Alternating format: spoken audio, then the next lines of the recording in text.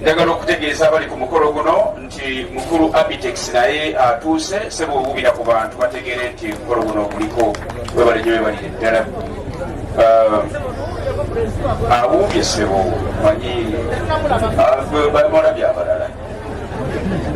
Mu kiseera kino mukkirize tugenda kusaba bakadde baffe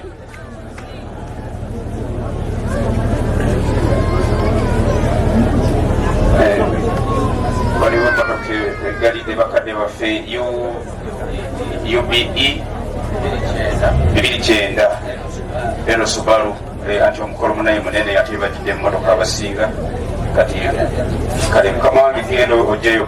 Pastor Aisha gwabadde ayogerako omwana oyo pastor ogenda kujja ne Pastor Tracy Rovinsa tutekeko ekimuli era tugende maaso ne kusabira mukadde waffe tusobole omutwala.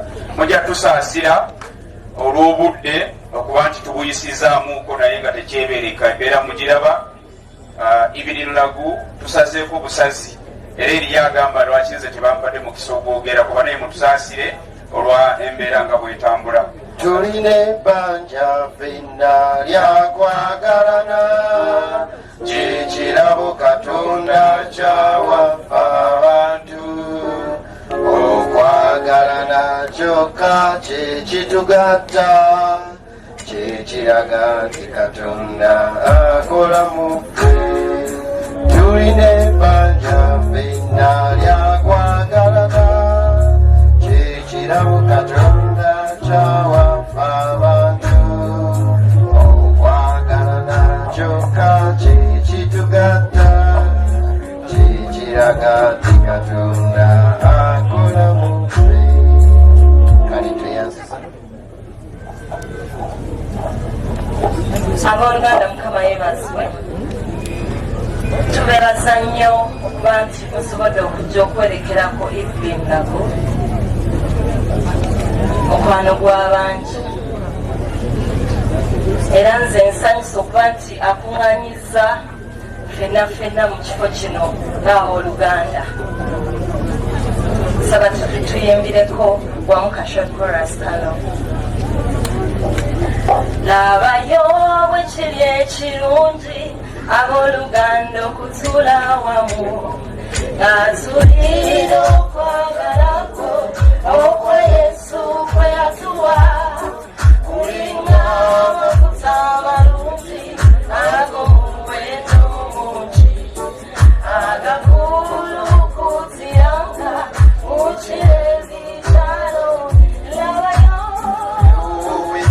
kirungi abooluganda okubeera wamu nga tulina okwagalako okwa Yesu kwe yatuwa tulina amafuta amalungi ag'omuwendo mungi agakulukutiranga mu kirezi kyaloni. Mukama abawo omukisa mwenna abaza okwerekera ku Iva hambawo omusumba waffe abeeko kyayogera gye tuli.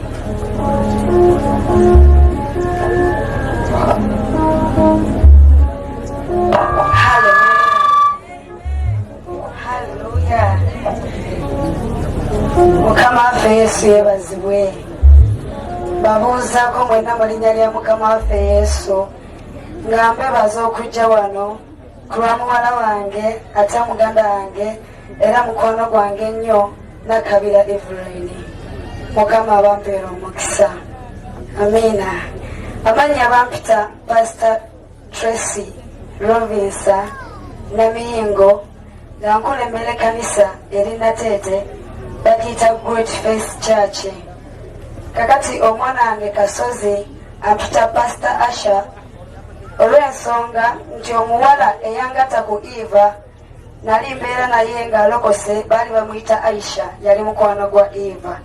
Eva nansevinga mu ssimu ye nga musumba Asha. Haleluya. Eva ono we namusisinkanira yali mulwadde nga ddala mulwadde nnyo. Ne musisinkana ne njogera naye ebigambo ebirungi eby'okumuzzaamu essuubi. Amazima gali nti alabika nansiima era kye nazuula oluvannyuma nti yanjagala nnyo nansaba mbeera omusumba we. Iva teyakoma okwo, nansaba nangamba musumba, tuteekewo okusaba kw'ekiro essaawa 9 otusabire. Nenzikiriza, nangamba alina mikwano gye gy'ayagala tusabe ffenna, ne mukkiriza okuba yangambawo obudde. Nangatako omukyala gwe bayita Farida Ndawusi, muzanyi wa bizanyo, n'omukyala omulala amuyita Shalom akola wa Babdi Waya, n'omukyala omulala amuyita Basha Airgame, nangatako Ronake, yangatako baserebu bangi bandaze. Waliwo Queen Florence, waliwo Sophie Love, bonna bazandaze mu bulamu bwe betuwadde tusaba nabo.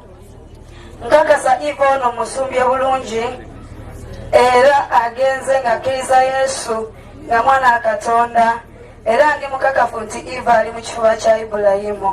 Haleluya! Kubanga asumbiddwa bulungi. Bayibuli egamba wolokoka weenenya ne weenenya n'ebyensi. Muwulidde Kasavu kyagambye eddoboozi lye yawulidde. Iva yali yeenenya nga yeenenya n'ebyensi. Tayambala bubi, tanywa mwenge, tavuma bantu, ate abadde mwana wa mpisa nnyo. Nga bwe mugamba nti kino tokikola nga ngamba kale maama era takikola. Bwambuuza wano ngendewo ne mugamba nedda era tagendawo. Bwapostinga status nenjiraba nga si nnungi nga mugamba genda ku namba bweti ku status yo ogijjeyo ng'akikolerawo. So Eva abadde mwana wa mpisa bamukuza bulungi. Ekyo tukubire Eva engalo ez'amaanyi kijja musanyusa. Bwetutyo bwe tuze tutambula mpola ne Eva mu kukkiriza. Eva yanewunyisako ekintu kimu, abadde alina kye bayita okukkiriza. Nga nina ebigambo bibiri bye ntera omugamba. Eva Katonda omulamu, Eva Katonda wakwasa obujja, Eva okukkiriza kw'olina kuneeyongera lira ddala onanga okwogera okukkiriza Katonda.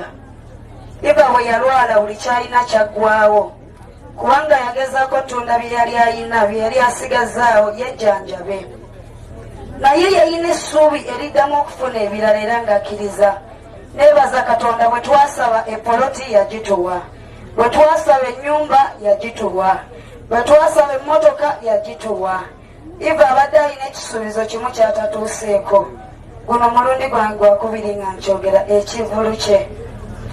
Era abakulu ba Zigwairi family si be bokka abanyiigira omuntu oyo, naye nange nanyiiga. Naye Eva yansuubiza nti yalokoka n'amusonyiwa. Yabadde yamusonyiwa. Naye olunaku lw'olwaleero tetugenda kusabira Eva, tugenda kwebaza Mukama olw'obulamu bwa Eva, kubanga alwanya okulwana okulungi. Mukama yamuyise ng'amukooye obeera mu bivulu by'ensi, agenda ayimbe wamu ne bamalayika ku Namulondo y'Omukama. Amiina. Mwandikikubiddeko mu ngalo. Katonda y'omutuutu abeere ku Namulondo ye, era ali bulungi. Olw'obudde njagala okugabana naawe ekyawandiikibwa wano. Ekyawandiikibwa kiva mu Basesalonika essuula ey'okuna okutandikira ku 13. Bayibuli egamba, naye tetwagala mmwe obutategeera abooluganda ebyabo abeebaka, mulemenga okunakuwala era ng'abalala abatalina ssuubi. Eva ono gwe mulaba tafudde wabula yeebase bwebasi. Bayibuli etugamba Yesu agenda kudda alondemu ababe. Eva tafudde, Bayibuli etugambye tetuba ng'abo abatategeera abanakuwala. Amiina. Kati tetunakuwala kubanga Eva yeebase, kyova yatugamba tusanyuke. Kubanga bwe tukkiriza nga Yesu yafa n'azuukira era nga Katonda alireeta bw'atyo abeebaka ku bwa Yesu wamu naye. Amiina. Bw'okkiriza Yesu tofa. Yesu yagamba nti newankubadde ng'ofudde oliba mulamu, kuba ye kuzuukira n'obulamu. Kati bw'okkiriza Yesu tofa. Owooluganda gwali eyo oteekeddwa okuteekerateekera olugendo lwo nga Eva ono bwe yakola ki? Bwe yakola n'ateekerateekera olugendo lwe bulungi. Amiina. Kati ali ne Mukama waffe Yesu. Enneeyisa ye ekola ky'amaanyi nnyo ku bulamu bwe obutaggwaawo. Enkola ye ey'emirimu n'okwagala kw'olina kukola kyamaanyi nnyo ku bulamu bwe obutaggwaawo. Baganda bange okufa tekutuli wala, ffenna tujja kufa. Naye ogenda kufa oba ogenda kwebaka? Ekibuuzo nkikulekedde. Kubanga Mukama waffe yennyini alikka okuva mu ggulu n'okwogerera waggulu n'eddoboozi lya bamalayika omukulu n'ekkondeere lya Katonda, n'abo abaafiira mu Kristo be balisooka okuzuukira. Haleluya! Abafiiridde mu Kristo be balisooka okuzuukira, abali babalamu mu Kristo ne baddako. Kaakati Yesu bwaddira wano ono yatusooka okulaba ekitiibwa kya Katonda. Abali babalamu mu Yesu ne baddako. Abooluganda, Eva akoleredde bulungi olugendo lwe, abadde ayagala. Eva abadde alina kye bayita okwagala, nga bwakwagala takuusakuusa, bwakwagala takugeya, bwakwagala akwagalira ddala. Yensonga lwaki abantu bano bonna obalabye. Eva tabadde mu ntalo, Eva abadde muntu mukakamu nga buli muntu yenna amukakanira. Mbasaba ng'okyatambula obulamu obw'ensi eno, buli muntu yenna mukakanire. Buli muntu yenna bw'ali mukakanire, ate buli muntu mwagale nga bw'ali, naawe osobole okukolerera obulamu bwo. Kubanga kyandibadde kibi nnyo nga Eva ali wano, nga ba akita banne, bayimbi banne, nga industry eyo teriiwo. Naye tuli basanyufu, kino kitulaga nti Eva akoleredde bulungi nnyo obulamu bwe obukola ki? Obuddako. Njagala okwebaza Mukama kubanga Eva ono abadde ampita maama ku myaka gyange egya 26, nga mpita maama ate nga mpuliriza buli kye mugamba. Era abakyala ba Farida Beyampa yabagamba ekintu kimu, abasumba bangi bensisinkanye naye oyo omusumba nze gwe neesiga. Amiina. Oyo omusumba gwe neesiga. Haleluya. Nga Eva yeesiga nze. Kaakati mikwano gyange tube n'ekitiibwa, tusemu abantu ekitiibwa ate twagale abantu. Banaye tugakaneko tugenda kusaba. Empisa nzogeddeko nsonga nkulu nnyo, empisa zibeere ensonga nkulu. Nazaalibwa 97, empisa zibeere ensonga nkulu nnyo, empisa zibeere ensonga nkulu nnyo. Njagala mukakane tusabe. Ibe abadde mukwano gwange. Bayibuli etulaga abantu abayitibwa nga bato, ba Dawudi bangi bayitibwa nga ffe. Mukama ayita bato. Amiina. Kati